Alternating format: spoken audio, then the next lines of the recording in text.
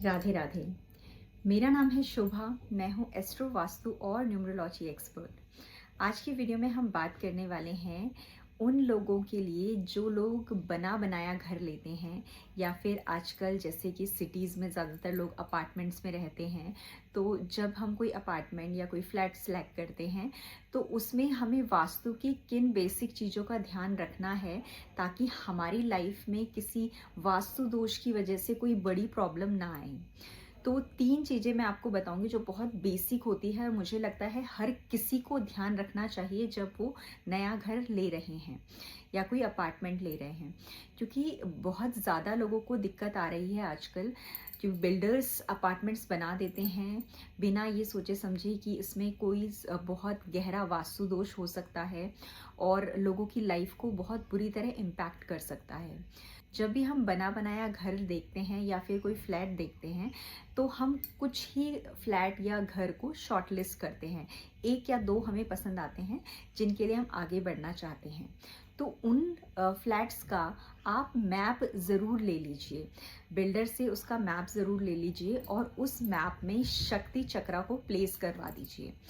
जब आप शक्ति चक्रा को मैप में प्लेस करवाएंगे तो आपको दिशाएं अच्छे से दिखाई देंगी और जो जो चीज़ें मैं आपको बताने जा रही हूँ वो वास्तु दोष आपको अवॉइड करने हैं। अगर आप ऐसा कर लेते हैं तो आपकी जो घर में 50% जो है वास्तु ऑस्पिशियस हो जाता है। बाकी 50% आप छोटे मोटे उपाय करके भी उसको वास्तु परफेक्ट बना सकते हैं। लेकिन अगर ये पर्टिकुलर दोषेस आपके घर में हैं तो आपकी लाइफ को बहुत बुरी तरह इम्पैक्ट कर सकते हैं। तो सबसे पहले बात करेंगे प्रवेश द्वार की। आपके घर की एंट्री कभी भी S5 से W1 तक नहीं होनी चाहिए। अवॉइड कीजिए ऐसे घरों को अगर आपके घर की एंट्री S5 से W1 तक है तो। ठीक है। दूसरा जो आपने ध्यान देना है वो देना है डायरेक्शन का, और वो है नॉर्थ ईस्ट डायरेक्शन।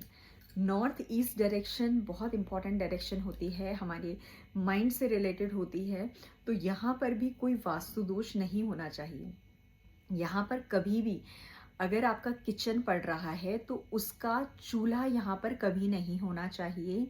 इस पर्टिकुलर डायरेक्शन में कभी भी ओवन या इंडक्शन जैसी चीज़ें नहीं होनी चाहिए।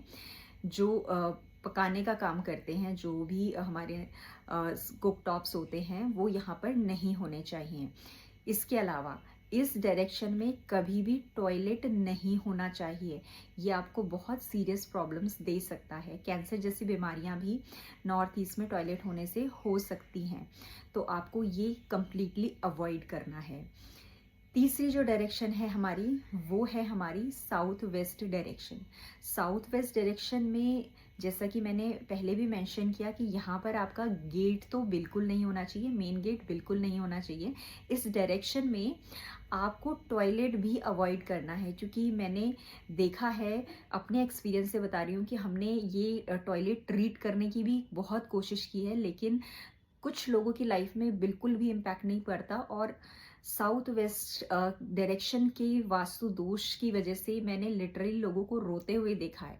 और ये एक ऐसा दोष है कि ये आपको कई बार घर से निकलने भी नहीं देता। कि आप घर बेचना चाहते हो, आप दूसरा घर खरीदना चाहते हो, वो भी पॉसिबल कई बार नहीं हो पाता। तो मैं आपको एडवाइस करूंगी कि आप ये डायरेक्शन में टॉयलेट बिल्कुल भी ना चुने अगर कोई फ्लैट आप देख रहे हैं तो। ठीक है। इसके अलावा साउथ वेस्ट डायरेक्शन कभी भी गहरी नहीं होनी चाहिए। मतलब अगर आप फ्लैट का लेवल देख रहे हैं तो साउथ वेस्ट की तरफ कभी भी फ्लोर का स्लोप नहीं होना चाहिए। इस बात का भी आपको ज़रूर ध्यान देना है। तो अगर आपने तीनों वास्तु दोषों को चेक कर लिया है और आपको ऐसा घर मिल जाता है जहाँ पर ये तीनों में से कोई भी वास्तु दोष नहीं है, तो आप ऐसा घर ले सकते हैं। और जब भी आपको समय मिले तो बाकी की दिशाओं में जो भी वास्तु दोष होंगे उसके लिए आप किसी भी वास्तु वेद से परामर्श ले सकते हैं।